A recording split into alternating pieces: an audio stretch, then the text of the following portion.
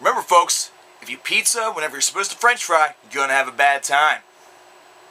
Yeah, 2000s culture shock. We're going back even further, though, in this classic album review. It's actually going to be classic albums review today, because we're going to be looking at a specific year and 3 albums from it. 3 albums that actually were considered to be extremely important, very groundbreaking, and actually had a little bit of a competition going, somewhat, whenever it came to what publications and critics figured out to be as the album of 1983. There's 3 albums that came out that year that really kind of took the world by surprise and by storm, and continue to be 3 of the most important and classic albums of all time. Now, let's get to the 3 of them one by one. The very first one we're going to talk about needs no introduction. However, I'm going to do my best to try to provide a backdrop for this album, and that's Michael Jackson's Thriller. Michael Jackson's Thriller is, of course, as many people know, considered to be the best-selling album of all time, not to mention one of the greatest albums ever recorded. It was recorded and released in 1983, and currently the sales figures stand at anywhere between 65 and 110 million copies sold worldwide, with 29 million of those alone being here in the United States. That means this album is almost 3 times diamond, which is absolutely crazy. It's something that hasn't been seen in ages. In fact, I don't think that there is an album here in America that can top that right there. As far as sales figures are concerned, Michael Jackson's very high up there. With this album alone, it propels him into the top 5 of sales of all time. In fact, some people consider him to be number 1, even though it's a debate between Elvis Presley, the Beatles, and other influential acts back before the SoundScan era began, which was in early 1991. The way in which albums and album sales were counted before that was a little bit different. Basically, it was mainly based on individual individual units shipped. Now, Michael Jackson's Thriller was definitely the album that propelled Michael Jackson to the top. His previous affair, which was Off the Wall, was a very good release. It was a good solo-penned album. However, at the same time, this is the one that a lot of people maybe shift away from. It's the first one, the one that not too many people will tell or will explain that they own. Most people want to cite Thriller and Bad and Dangerous as the 3 albums, either that or History. Some people will even mention Invisible. And of course, now we have all of the posthumous Michael Jackson releases coming. However, this was an album that definitely had a lot of character to it.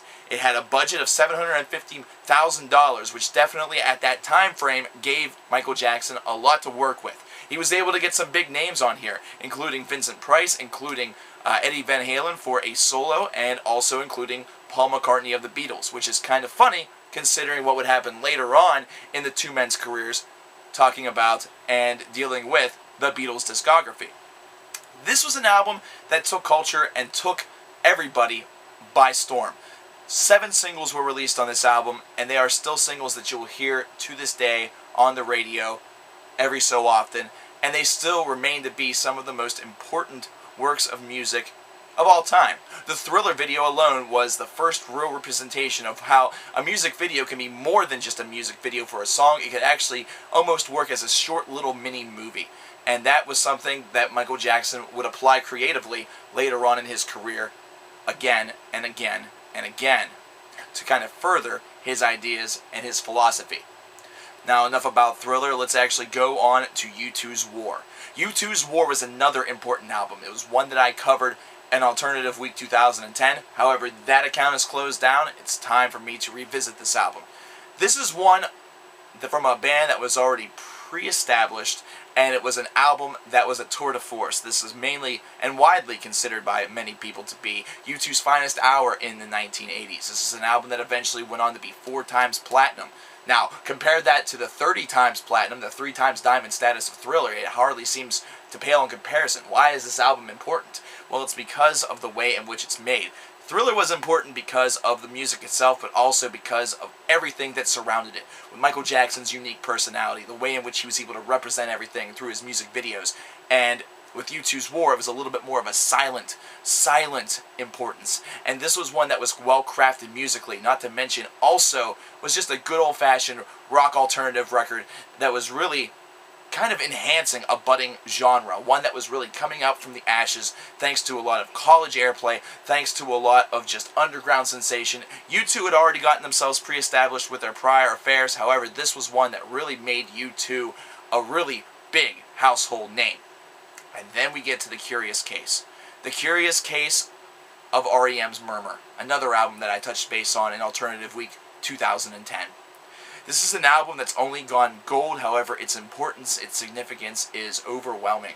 Mainly because R.E.M. is a band that has tasted success, but didn't taste success with Murmur. It tasted the fruits of success later on in its career, the late 1980s, early 1990s, and beyond.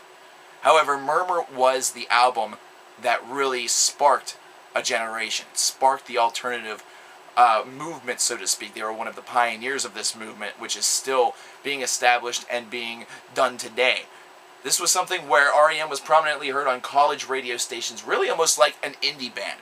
Almost like one of those bands that you're not going to hear on the contemporary and the typical popular stations. However, if you tune to a radio station that was maybe for either a college or a small town, a small place, some radio station that is able to have that freedom of individuality and really didn't have its own schedule of ideas or songs to play, you're going to hear R.E.M. And R.E.M. eventually would infuse itself into popular culture with songs such as Losing My Religion and It's the End of the World as We Know It. But with Murmur, this is the silent pick, and it's also the best of the three. This is almost chilled out alternative. This is not what you would typically, really attribute to the name alternative. However, it was at that particular time. If you listen to the kind of cultural, the generation gap back then in 1983, this was something that was worlds different than some of the other things that were heard. We had the punk movement that had just gone through. We had the disco movement, which had just died off. Progressive rock had died off in the 70s with bands such as Kansas and the like. And of course, we have to mention the fact that Yes had just released Owner of a Lonely Heart, which was almost like the death knell to their wildly progressive side, only to overturn into something that was a little bit more friendly towards the people in which they were playing for. Murmur silently gathered a lot of awestruck images based around its creativity, based around just how it was represented, how cryptic the lyrics were, how it was just kind of there for you to examine, there for you to soak in, and there for you to really just enjoy. You enjoy every second of this album. There's nothing on this album that is considered poor. And to be perfectly honest, this is an album that, even though it was the best of the three in 1983, even by some publication standards, still remains to this day exceptionally underrated. To only be gold is almost insulting. However, there is one reason why that I can think of, and that's the fact that its availability is very limited. U2's War you can gather very easily. Michael Jackson's Thriller is everywhere, whether it be Walmart, Target, FYE, other music stores. You can find it at vinyl places, dirt malls, garage sales, yard sales, ham fests, whatever you want. You can find it at some fucking gas stations. R.E.M's Murmur? Not at all.